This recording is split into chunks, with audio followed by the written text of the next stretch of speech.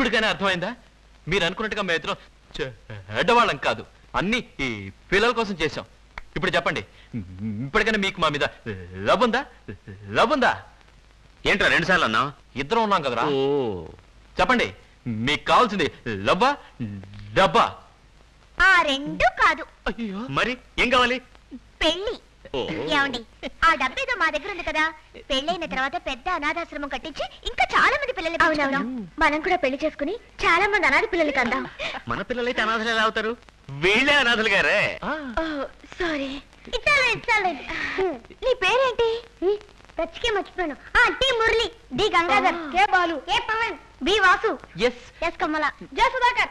నా పేరు ఎం సరిత. మేము ఎప్పుడు అన్నదేం కాదు. నిన్నటి వరకు మాకు 2 అన్నయ్యలు ఉన్నారు, ఈరోజు 2 వదిలి వచ్చారు. ఆ సింకు చూడు.